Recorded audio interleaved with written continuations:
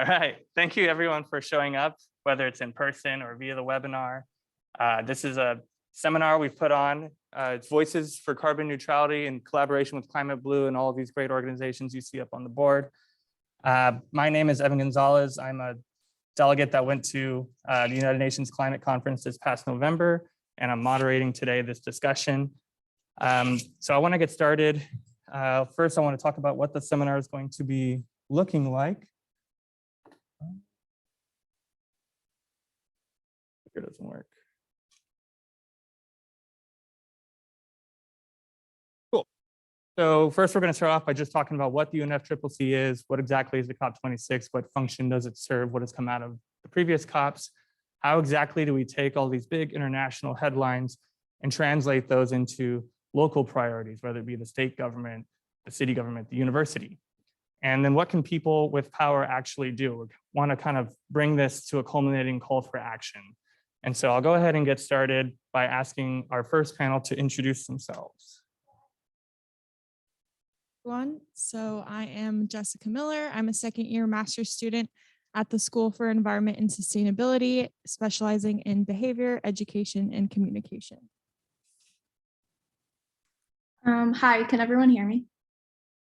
Okay. Hi, my name is Lauren. I just graduated from U of M last December from the School of Public Health and SEAS in a dual degree. And I am now back in Atlanta working at the CDC in an environmental health communications role. Hi, everyone. I am Sarah Collins. I'm a dual degree second year student at the School of Environment and Sustainability and School of Education. And I was also a week 2 delegate. I just want to say at the end, we'll be having some time for questions through the Q&A option or the Q&A functionality through Zoom. So if you have a question, please enter it through there. If you're on the webinar, if you're in person, you can ask in person by raising your hand. And then after the seminar is over, we'll be hosting a reception, and I believe Dana 1024. So please join us there if you'd like to grab some food. And I'll hand it off to our next speaker. I'm just going to provide a background on the UNFCCC and COP, which is obviously the basis of our conversation today. So the United Nations Framework Convention on Climate Change, or the UNFCCC, is the main international treaty on climate change. It was adopted in 1992 and is organized around 3 pillars, including mitigation, adaptation, and means of implementation. COP, or the Conference of Parties, is the supreme decision-making body of the convention. They use consensus decision-making to move forward with policies. The first COP was held in 1995 in Berlin. At COP3 in 1997, the Kyoto Protocol was adopted, which was the first greenhouse gas emissions reduction treaty aimed at reducing emissions by at least 5% below 1990 levels from 2008 to 2012. 18 years later, at COP21 in 2015, the Paris Agreement was adopted, which was the first global commitment to hold global temperature increase to well below 2 degrees Celsius above pre-industrial levels, and to pursue efforts to limit it to 1.5 degrees Celsius. At COP26 this last November, in which we all had a chance to go to, the Glasgow Climate Pact was adopted, and some key components of that involved the first ever mention of fossil fuels, which the pact calls for phasing down of unabated coal and inefficient fossil fuel subsidies, which can be seen as a means for allowing continued use of coal. It also agreed upon details regarding the Paris Agreement implementation measures, one of which included carbon markets and the ability for countries to purchase other countries' emissions reductions, which is controversial because it can be seen as an incentive for rich nations to maintain their current emissions because they can afford to buy other countries' emissions reductions. The pact also calls for the doubling of money for adaptation in developing countries by 2025 from 2019 levels. However, no liability fund was agreed upon to pay for loss and damages caused by climate impacts. The pact does request that parties come to COP27 with updated plans on how to cut in half greenhouse gas emissions by 2030 to accelerate to net zero by 2050, whereas the Paris Agreement only required parties to update their goals by 2025. As necessary as these steps are, we need more ambitious plans and actual follow through of those plans at all scales, including the university, because we will not limit our global temperature increase to 1.5 or even 2 degrees Celsius at our current trajectory. And as Lauren will talk more in depth about, based on IPCC reports, if we don't take immediate and aggressive action, the consequences will be devastating. So we know that some of these policies can seem a little bit far off. So we just wanted to show you a little bit more personally what it looked like when we were at COP. So in this picture, or in the picture on the previous slide, sorry, you can see one of the actual negotiation rooms at COP26 in the Glasgow venue. And that was where they were actually making the decisions that Jessica was just talking about. And on this slide here, you can see more of what it was like when it was there. So you can see the mural. They were being painted around the venue to call for more ambitious climate action. There were protests taking place. There were politicians, researchers, students, and NGO leaders all walking around and sharing their perspectives at side events. And in the bottom left-hand corner, that's one of the country pavilions. And that was a space where countries and organizations could set up booths and basically have a platform to share what they're doing about climate change. So if I had to sum it all up, it was all really overwhelming, but in a way that I think for all of us made us eager as delegates to speed up ambition for climate action and bring that all back to our communities. So if you could go to the next slide. With that in mind, I wanted to put COP26 more in the context of the recent science from the IPCC, which is the decision-making or the scientific evidence body that supports decision-making going on at the negotiations. So the August 2021 IPCC report found that humans have unequivocally warmed the planet, and some of those effects are already irreversible. So that means we'll continue to see extreme droughts, heat waves, flooding, and other climate hazards for at least the next 30 years. And the latest IPCC report from this past month has echoed those findings, and it's demonstrated what kind of effects this will have for people, ecosystems, and for society. This image is straight from the IPCC report from last August. And as you can see in it, what we're doing right now is already affecting future climate change scenarios. So everything that we're doing, even just leading up to 2050, is going to have an impact.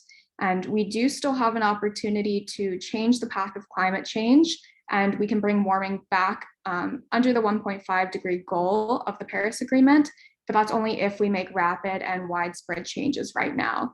So that means that if we want to get to this lowest emission scenario, that bottom line on the chart, it means we really need to ramp up how aggressive we're acting right now. And it was clear to us as delegates at COP26 that the world is really still committed to this 1.5 degree goal. But what we really need is more buy-in and more ambitious timelines if we're actually going to meet these goals. And that includes what we're doing here at U of M and also in Washtenaw County and in Ann Arbor. So as a university, we really need to set more ambitious carbon neutrality goals than we had before, and that also needs to take into account possible setbacks from COVID and the new presidential surge. So with all of that in mind, I'm going to go ahead and pass it on to Sarah to talk more about some of the updated NDC commitments. So every country that's a part of the Paris Agreement has to make their own climate plan. We call it a nationally determined contribution, or an NDC. My work at SEAS this last 16 months with my master's project team partnered with the UN's Climate Technology Center and Network. We were tasked with analyzing all of the newest plans from member parties. So we looked at predominantly non-Annex 1 countries, so low middle income countries. What do their plans look like? What do their technology need? What are their technology needs? Technology being very broad, and how can CTCN serve them? That resulted in our team understanding that there are some pretty big gaps in country to country's ability to meet their NDC. So the UNFCCC puts out an NDC synthesis report. One came out in 2021.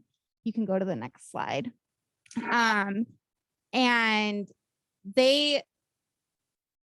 what they put in the report is that we are expecting a sizable increase in global greenhouse gas emissions of about 13.7% by 2030 compared to 2010. So that means we're still increasing our emissions. However, we know that it's critical to reduce emissions by a minimum of 25% by 2030 to limit global warming of 2 degrees Celsius.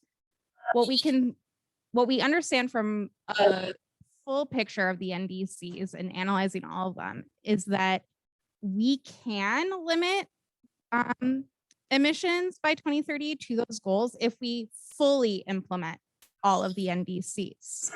Now, this image comes from a widely cited climate action tracker. It's climateactiontracker.org. And this was updated last in early February.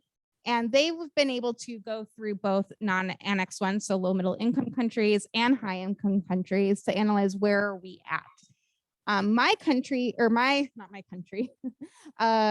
My project team has been able to look at a lot of these blue colored countries that they have not been able to analyze. And all of these countries in blue do have more ambitious plans that they've submitted in the last year to 2 years. However, they're conditional. These plans cannot be fully realized and implemented without global support, without the international community helping them financially, technically, and with capacity building. What's interesting about this is that at a university such as at University of Michigan, we have international partnerships across the globe to help on projects that can directly affect the way that a non-Annex 1 country can fully realize their NDC. So universities are uniquely placed to make a global impact towards reaching Paris Agreement targets and countries' NDCs. All right. Thanks for that introduction into what the COP is actually like. Sure, let's round of applause. And thanks for telling us what it's actually like to be there. I'm always fascinated. Jessica had a slide that showed the outcomes of COP26, and it's kind of crazy that you can take 200 countries with 2 weeks worth of negotiations. That was really 2 years worth of negotiations, and boil it down to one slide. So hopefully this next panel can kind of shed some light on what those international headlines kind of boil down to when you bring them to a local level or a university level. So with that, I'll let the next panel introduce themselves, and we'll keep this seminar going. I'm Annie Linden. I'm a dual degree in urban planning in Taubman College, and I study environmental justice and sustainable development in the School for Environment and Sustainability. Hi, everyone. My name is Christina Curtis, and I am getting my master's in public policy at the Ford School of Public Policy. We also have another team member who helped a lot to plan this event who was unable to make it today. Her name is Chelsea, and she's currently getting her. Hi, Christina. Oh my God. Hi, I'm Chelsea. here. Can you see me? No, I can't. Hi, I made it. I'm so sorry. I am virtually. Oh, welcome. Oh, hi. Hi, I'm Chelsea. I am MSC's master's student. Second year, I focus on environmental justice and sustainability and development.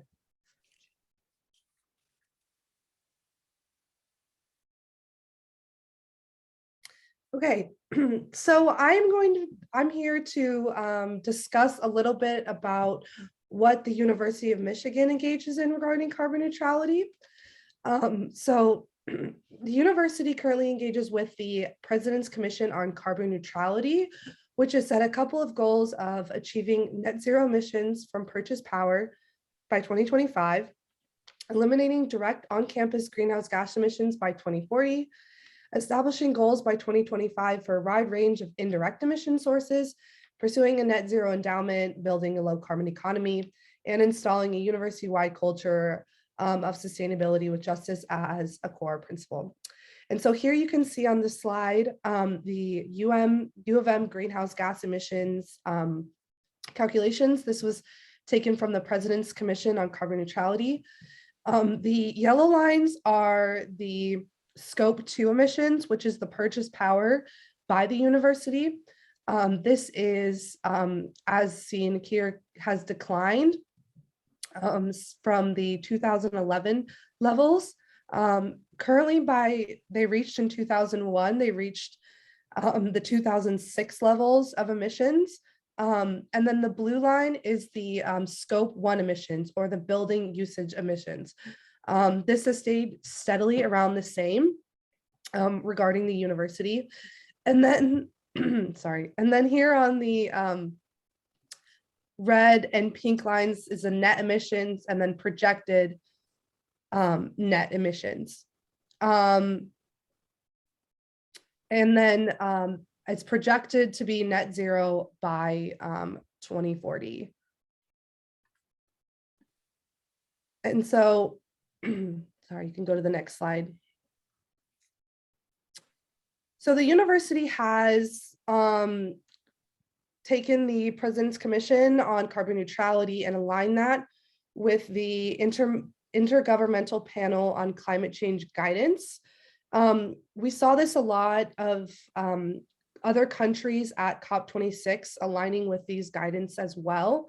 There was a large push for many countries to go net zero and carbon neutral by 2050.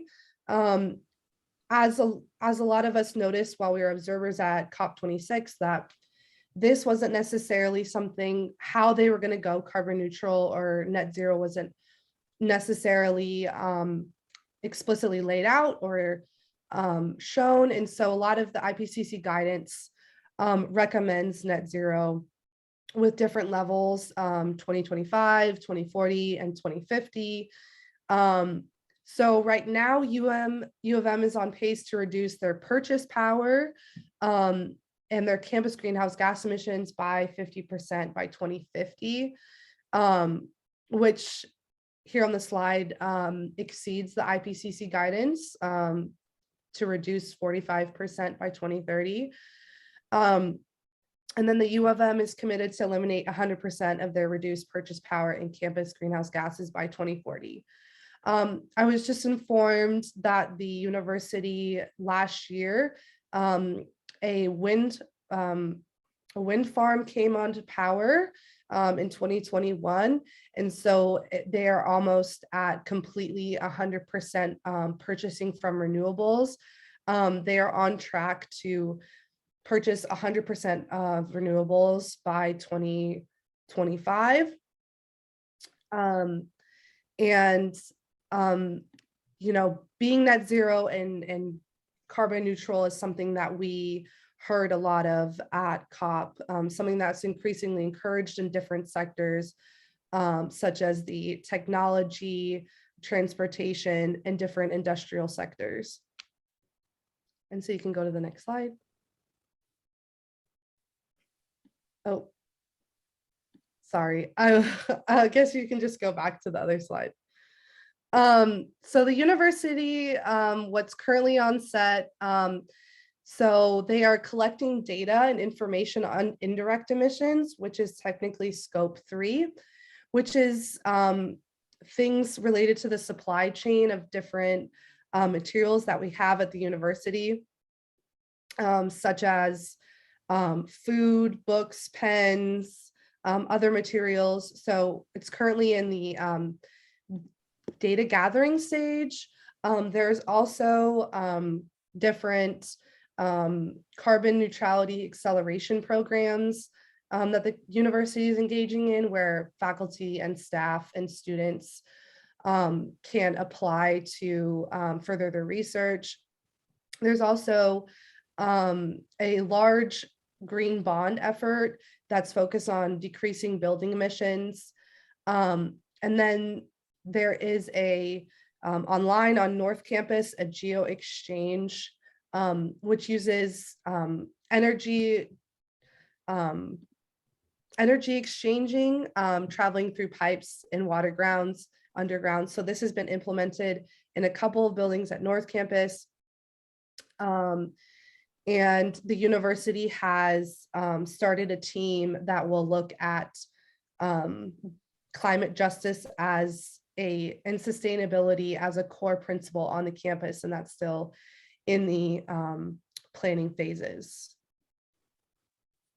Yeah, so thank you.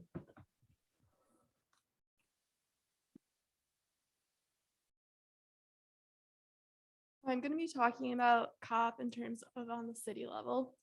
Cities have the power to lead on climate change. COP24 in Poland paved the way for that because it pointed out that 4 systems, including cities and infrastructure, need to go through rapid, unprecedented transformations. We saw this perspective persist at COP26. For those of us that were there for week 2, which included myself, we saw this during the Built Environment Theme Day. Additionally, the IPCC report has made evident the importance of local government and the potential for it to be where a lot of action is going to take place. Slide, please. Ann Arbor's Living Carbon Neutrality Plan is committed to charting a path to achieving carbon neutrality by 2030. The plan centers on 6 strategies. Ann Arbor hopes to power their grid with 100% renewable energy, switch appliances and vehicles to electric, significantly improve energy efficiency in the built environment, reducing the miles we travel in cars by at least 50%, changing the way we reuse, use, and dispose of materials, and enhancing the resilience of Ann Arbor's people and our place. This plan is really ambitious and ultimately achievable. We recognize that Ann Arbor is a very progressive city, but most cities in America do not have plans like these in place. It's important that other cities start planning better to be able to achieve carbon neutrality. We'll talk about the impact that the UNFCCC has on county and state level policy. In Washington County, a few years ago, they passed a directive that acknowledges the fact that we are currently in a climate emergency and that rapid action needs to be taken to ensure we prevent the worst of these outcomes. Currently, Washington County is building a plan called Resilient Washtenaw, which is committed to making the county carbon neutral by 2035 and is currently in the process of taking community input to help build out what those parts of the plan looks like. Washington County both has the ability to push the university to ensure that they can use whatever power they have to speed up the university's timelines, as well as the university has the ability to partner with Washington County to make sure that their needs are also included in Resilient Washtenaw. This plan is also really impressive because it's exciting to see what this collaborative vision looks like across the county for all people. Specifically, the plan could potentially include things like ambitious timelines and community buy-in that allow for it to be a model of plans in the future. We're excited to see what it looks like and how it relates to the most recent IPCC reports. But overall, Resilient Washtenaw is really good progress to understand what community input and community plans can look like to achieve carbon neutrality. Across the state of Michigan, Governor Whitmer recently issued a working group that finalized its Michigan Healthy Climate Plan, which is the most comprehensive climate policy in the state of Michigan to date, which is honestly a pretty big deal, and we're grateful for the governor to have led. It puts up 4 different key goals across the state to achieve carbon neutrality by 2050, including helping carbon neutrality facilities become carbon neutral, creating a 40% reduction of energy in state facilities, and also becoming carbon neutral within buildings, and overall achieving a Michigan Climate Solutions Plan.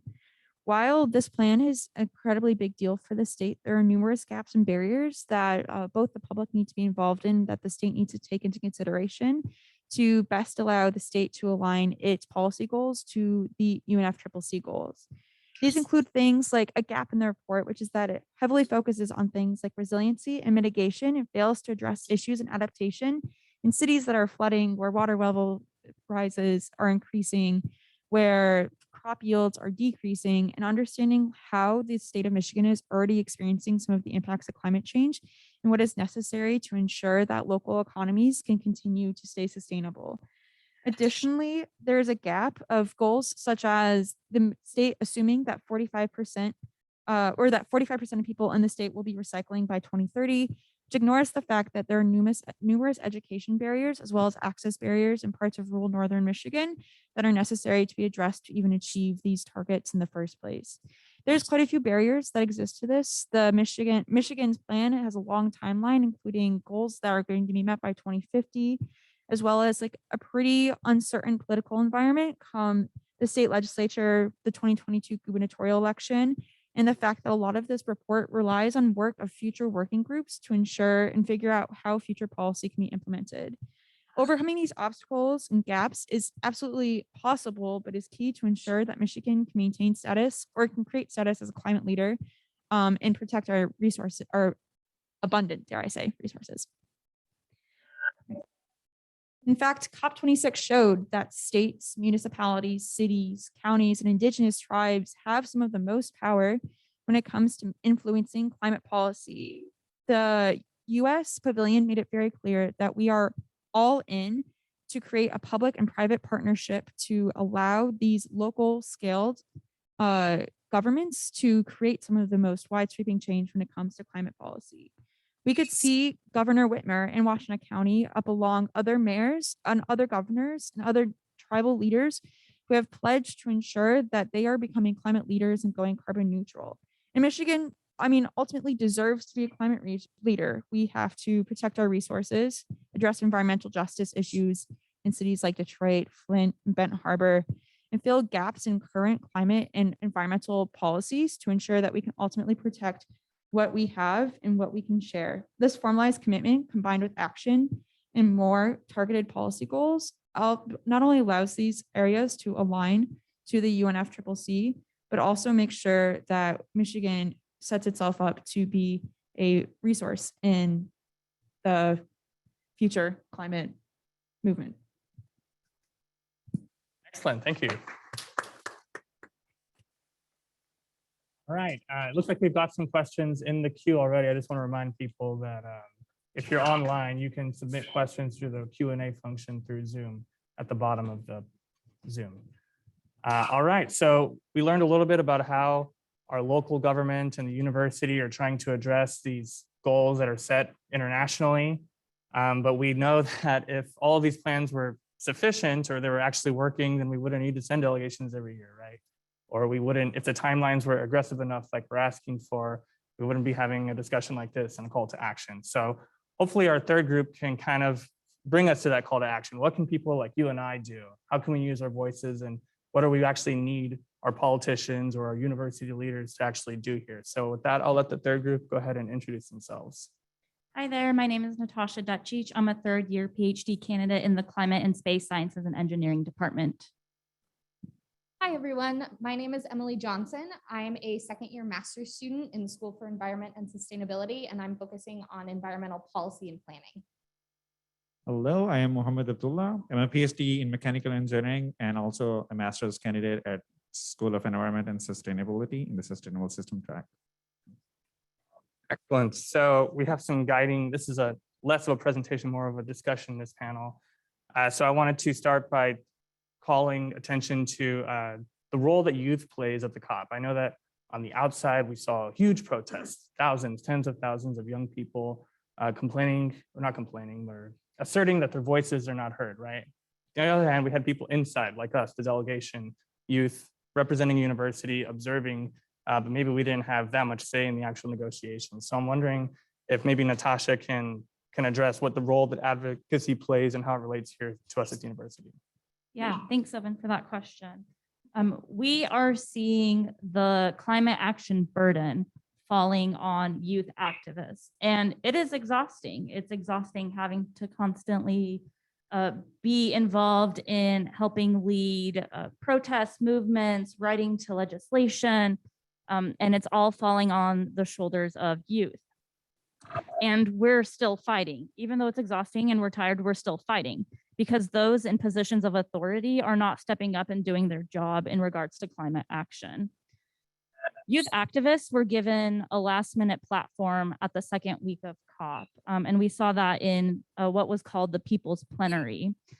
So for the entire 2 weeks of COP, there were negotiations happening in closed doors, a lot of last-minute side conversations happening amongst party delegates, those who are in a position of authority to make decisions for their country.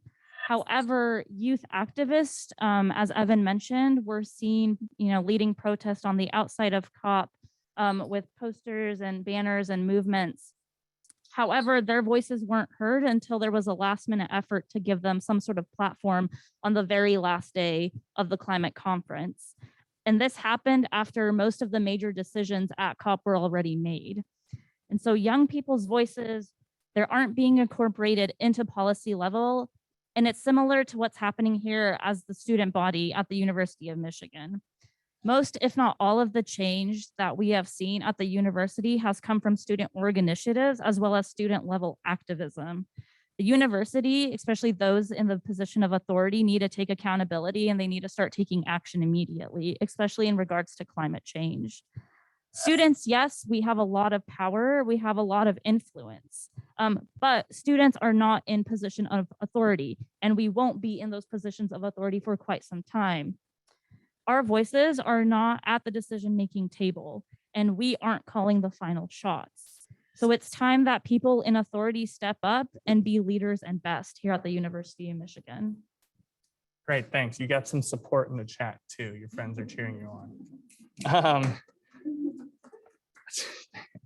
So I wanted to kind of lump together our next two questions. We know that some of these plans they sound great in the news and the headlines, and we know that they're making efforts, but there are some gaps, right? And so I'm wondering what gaps can we identify here, and what more can the university specifically, since we're all university students, what more can the university do to address those gaps? What more can it do for its students to empower them?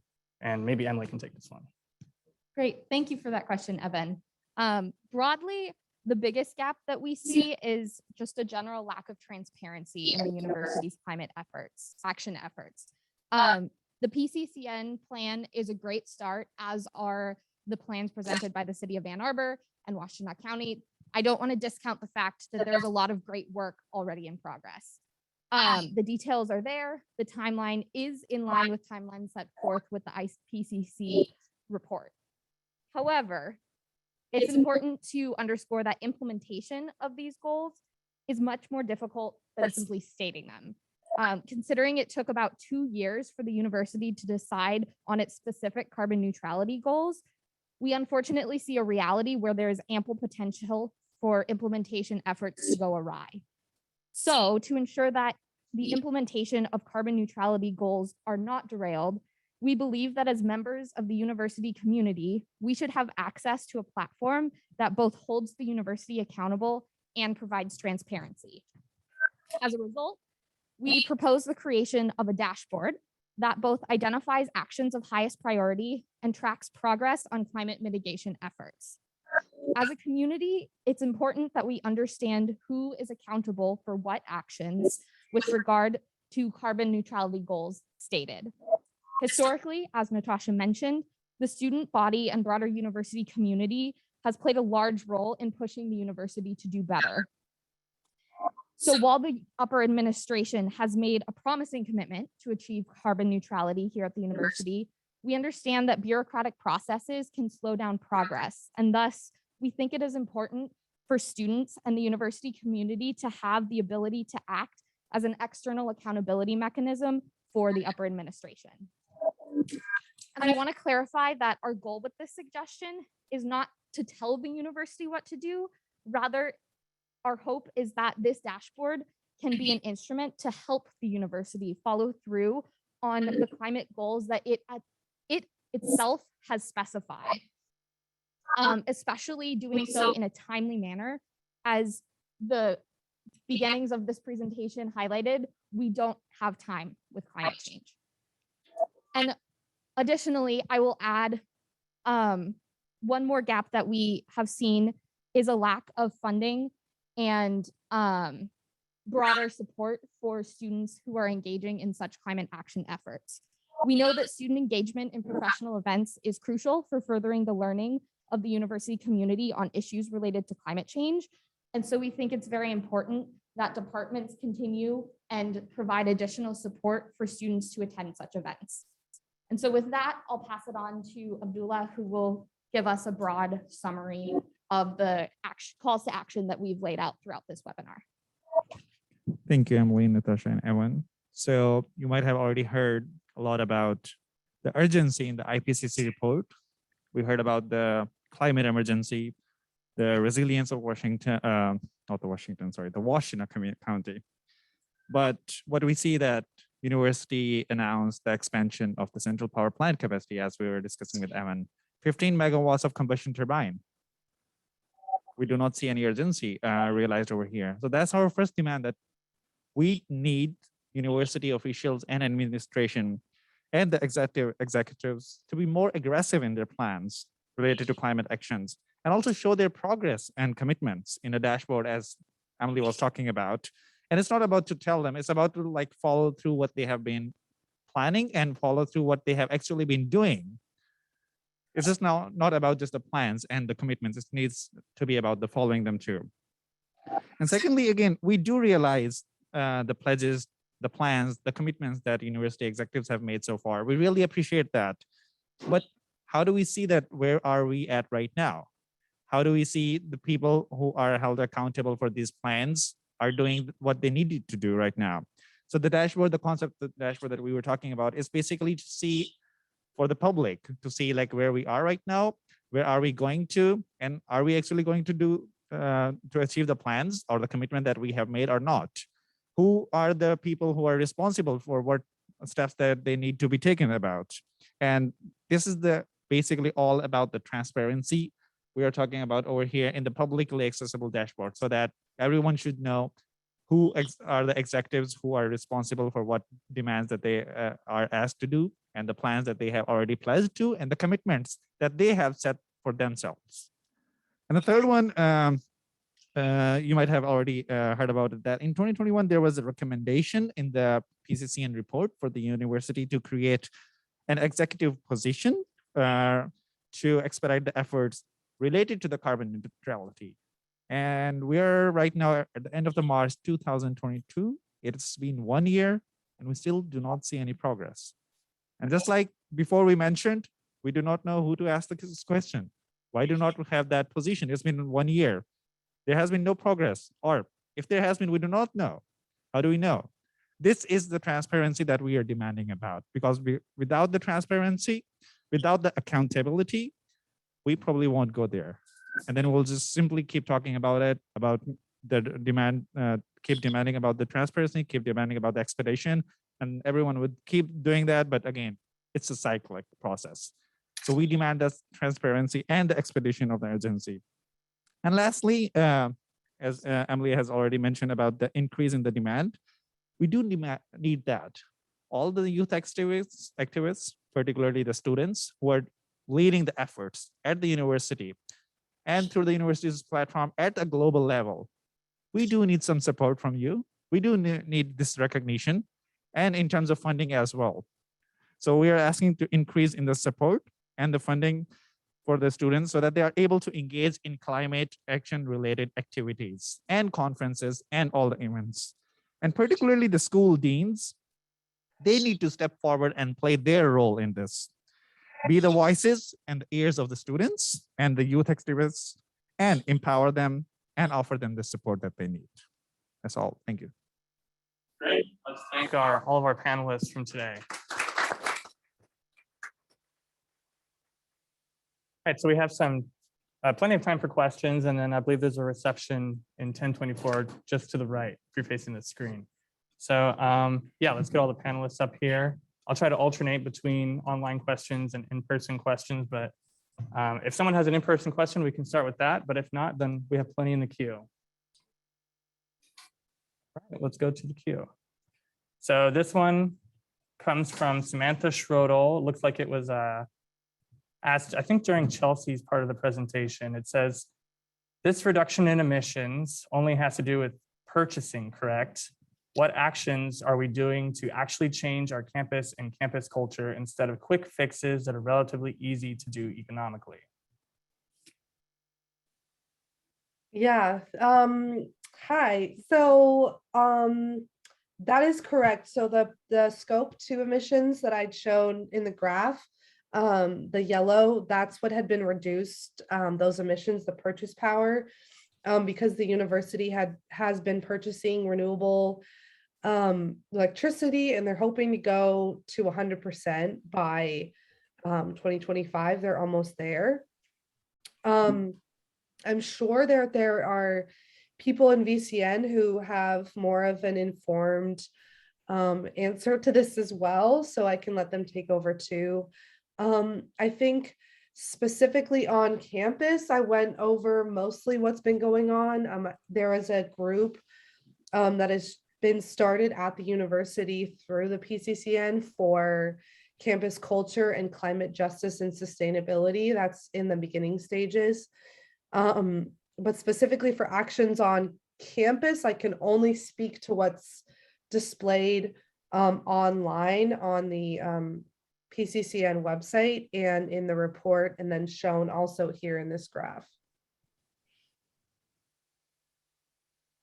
Thank you, Chelsea. So let's see, I'm gonna jump to one that was asked a little bit more recently.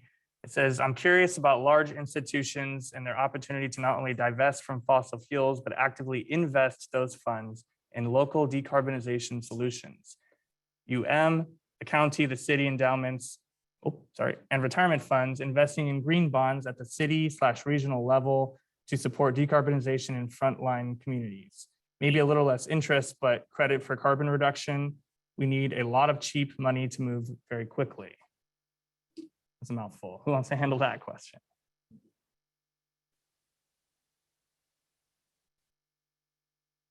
So there's a lot here.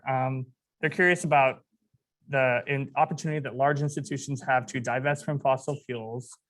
And they need a lot of money, cheap money, to move very quickly. Do you have any comments on the opportunities to divest? Well, divestment is good. I think that obviously the university has a lot of work to do when it comes to divesting in its investment portfolio and understanding how it reinvests those funds towards more environmentally sustainable and environmentally friendly practices. I do think though, like at the local and the county level, as was kind of also outlined in the question, a lot of that funding isn't going to come from the university. That funding is going to come from federal money, from public-private partnerships, from coalitions that were already and have been created to help more local scaled policies be implemented that aren't necessarily the same policies that are needed by the university. However, to this extent, like local policymakers, including the county, including Governor Whitmer, et cetera, need to ensure that they push for better federal action that protects cities and protects counties and protects those in need, to make sure that when push comes to shove, we don't have to rely on institutions like the University of Michigan to provide private funding for a problem that is inherently a public problem. Okay, great, thank you, Christina. So there's a question here from Sam Piper. Well, let me ask first, are there any in-person questions before I jump to more online? Let's hear it. I'm just wondering, you had some very, first of all, congratulations. You know, the university, if they listen to anyone, they're going to listen to you, the students. That's been proved time and time again. Maybe you can't hear me, but now. Congratulations for doing this work. The university will listen to you more than it will listen to faculty. So my question is, points that you've made for, you know, requests or demands for more transparency, for the immediate hiring of an executive leader, which many of us agree with, to change the culture and also to invest in strategic planning. What are the pathways you see for conveying this message to high-level administrators? Do you have meetings with regents? Is that possible? Do you meet with facilities, the provost, the new provost? What are the pathways?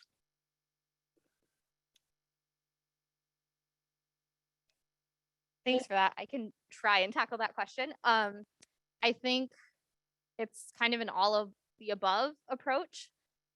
I think one problem probably is that there is not widespread information about those pathways. I know I myself would have to kind of sit down and do some research and some thinking to identify what the best way would be to communicate our message, and what the most effective way would be to actually get in touch with the folks who have authority. I do know that the Regents Board has meetings that students can sit in on, and I believe Chelsea and Evan were able to comment on one of those meetings, and so that is a potential avenue. But I think that may be a point that underscores our need for transparency, because I think to me that the answer to your question is not immediately clear. I also would like to add, we are searching for a new president for the University of Michigan. And so there are periods of time where public comment can be inserted in terms of who people, what characteristics people want to see for the new presidential hire. And so taking opportunities like that to voice your concern that the university needs someone who is climate action oriented is also another avenue to insert comment, as well as, yeah,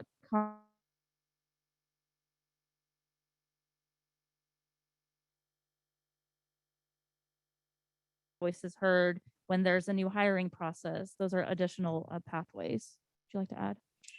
Yeah, just to roll it back again, one of the asks was the clear understanding of this ownership and basically the responsibility, how it is being deployed in the organization, in the infrastructure. We do not clearly understand that. We do not even know, like, regarding what particular project or particular pledge, who to reach out to, let alone like how to reach out to. So this is like our first like main demand, that we need all of this information publicly displayed. It's like, so what is so complicated in sharing this sharing this information and sharing who is responsible for what pledge, who is responsible for what plan. And only after that, we know how to reach out to them, who to reach out to them, and when to reach out to them. And of course, there are platforms like Climate Blue, there are Voices for Carbon Neutrality, who are eager to take a lot of actions and reach out to them, reiterate them. But first, we need to understand this, who to reach out to them, who is the person to hold accountable to reach out to. So. Great, thanks. And I think, like, for example, in the audience, we have Larson here, who was in charge, or took part in organizing a large network of climate organizations on campus to have a stronger unified voice, which I think is the first time we've attempted something like that. So we're trying. Yeah.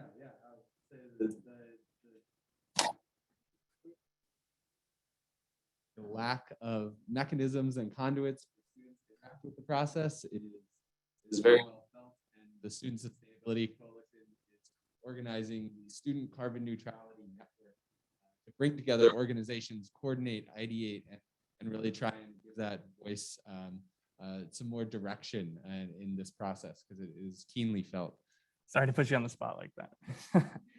Okay, so we have an online question from Sam Piper. It says, with the addition of significant amounts of intermittent renewable sources of energy, most notably solar, how are we accounting for the incredible amounts of energy storage we'll need to compensate for the imbalances these will produce to maintain baseline power demands? Is this part of the rapid, unprecedented transformations mentioned by COP24?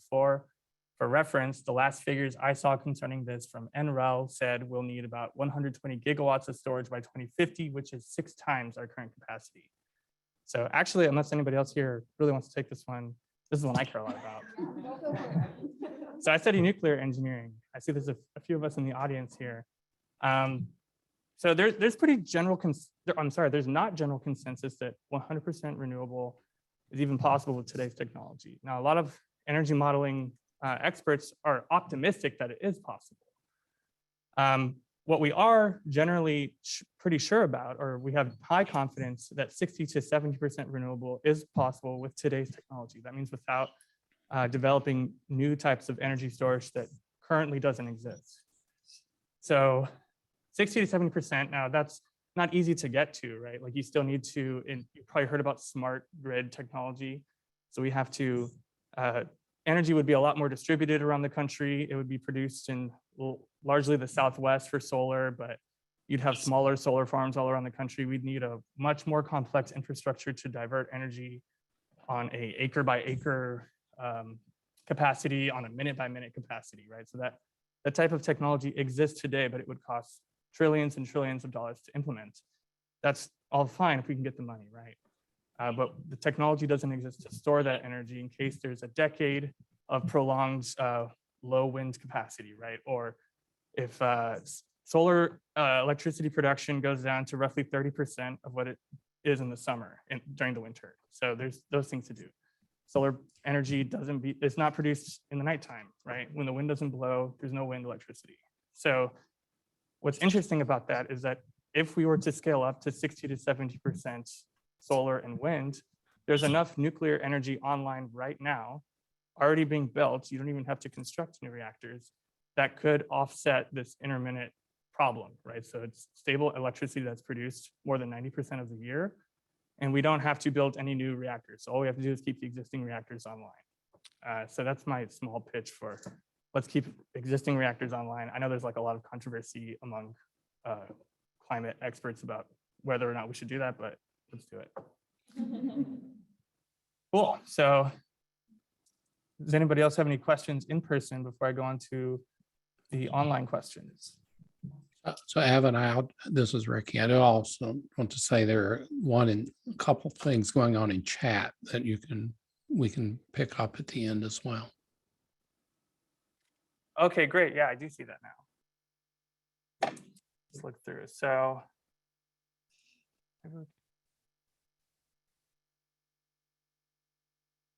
see, it's great to hear about UM's goals, but how can I monitor and check to see whether UM, Ann Arbor, and the state of Michigan are on pace?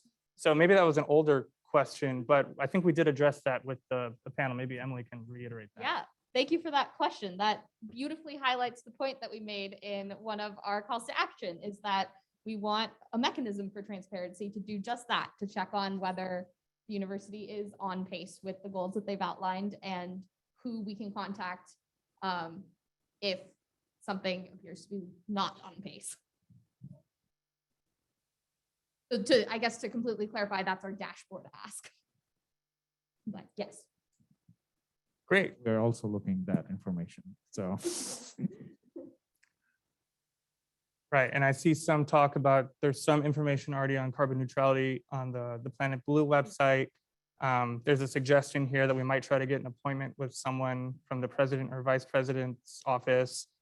Maybe they can walk us through some channels. These are all great suggestions, and I think we've touched on here, but these are great to reiterate.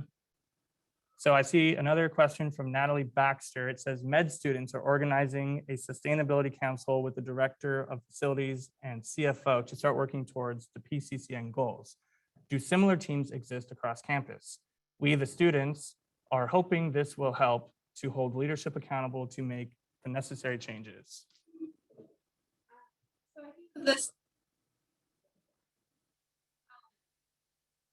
So going back to the Student Sustainability Council, SSC, they is pulling together all of the student efforts around campus, trying to get everybody who's currently trying to do something such as the med school students, C students, all across campus who all are concerned about the environment and carbon neutrality and holding the university accountable. We're working independently and often against each other, planning events that are on the same days, same time. So the SSC, I would recommend you go to them, find out if you're not a part of their new carbon neutrality working group to get on board with that, because we as a student body need to be more cohesive. As we know, the university is vast, it's wide, and this has been an ongoing problem for any one societal problem, is that there's lots happening. We just don't know about it. We need to communicate more. So I would recommend you get in touch with SSC. Thanks. This next one, it doesn't look like a question, but it says it's worth mentioning that there will be a climate action millage on the ballot in Ann Arbor in November. I believe it's the first of its kind in the country. And if it passes, 820 stands a greater chance of being fulfilled. So go vote for that. All right. It looks, unless there's more in the chat here, I think that's the end of the questions we have online. If there are any last minute questions, looks like we're just about on time. We got 2 minutes if anyone has any lingering questions now. I see the gentleman in the green.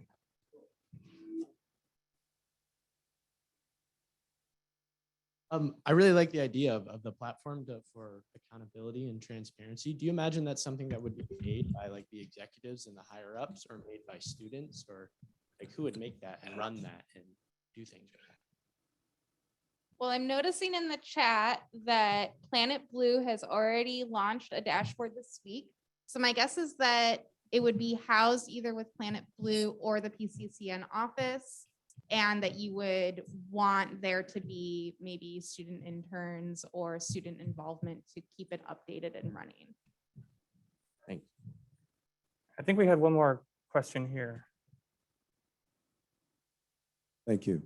My name is Tom Porter, and I'm just curious if it's possible for the students working together could influence the Michigan Daily to pick up at least a fraction of your interest. It seems like that's an existing mechanism for communications, but they've been uninterested in this pretty much as near as I can tell.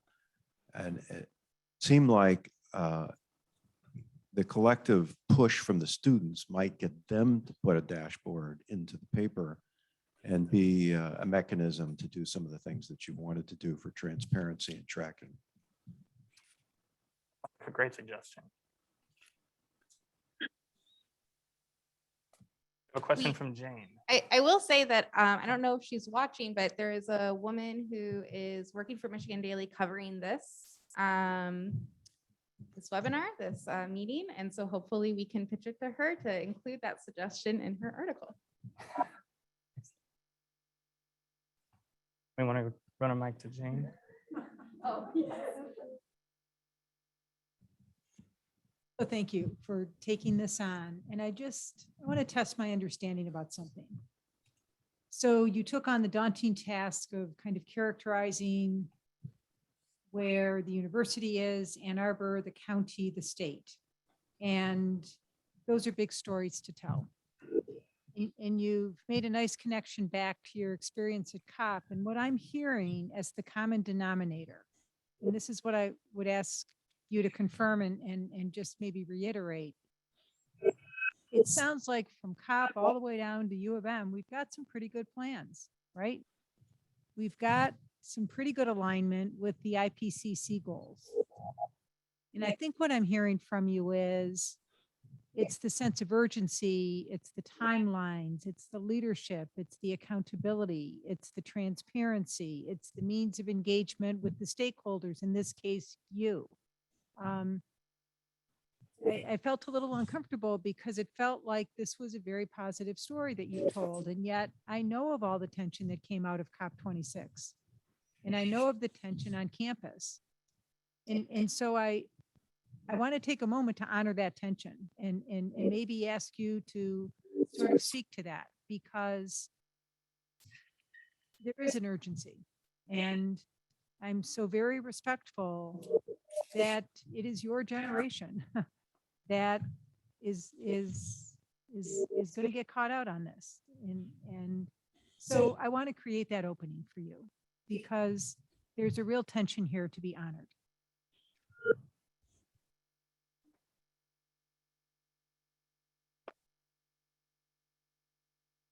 Yeah, there's definitely a sense of urgency. I think that that's one thing you can bring from this presentation. We see currently that there's ideas, but not necessarily a commitment to follow through. There's not like enshrined regulations at the state level to ensure that there's climate neutrality picked. There isn't necessarily quantifiable accountability measures for the university to ensure that they meet their goals, et cetera. I do think that this call for emergency is important, but I also think it's important to even take a step back from this webinar to understand that there are people in Pacific Island nations and across the world who are already experiencing some of the worst impacts of climate change. And we saw that at COP26. And before we acknowledge the urgency that's happening on campus and the amount of work that we need to do in the state of Michigan, we also need to understand that this is like some people's life work, and to acknowledge urgency that exists internationally while also understanding that there is indeed urgency within our state as well.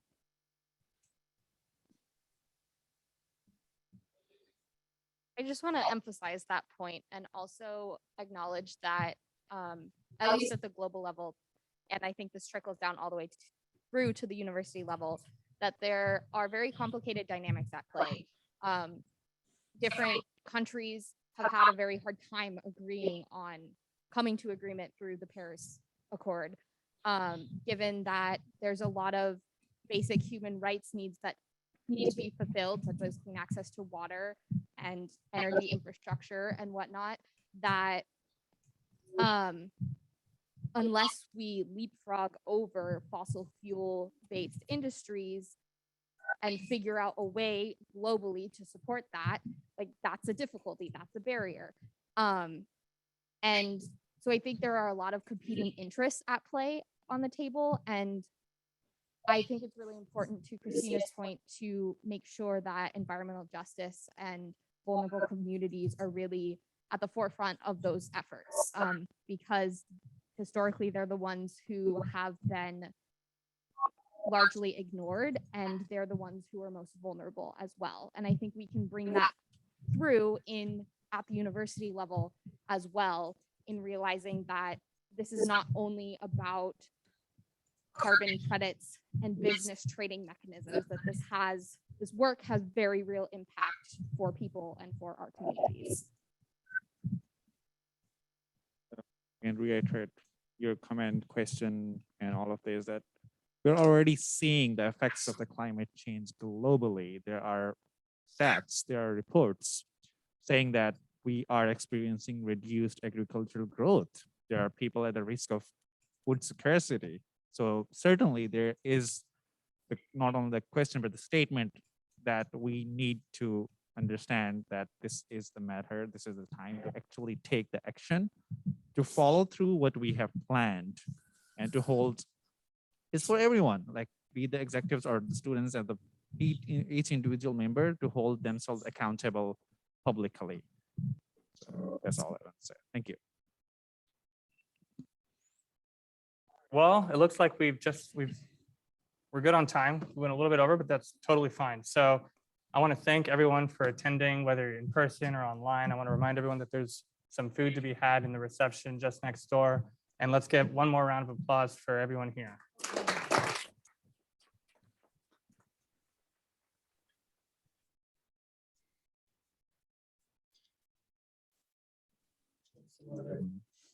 Yes.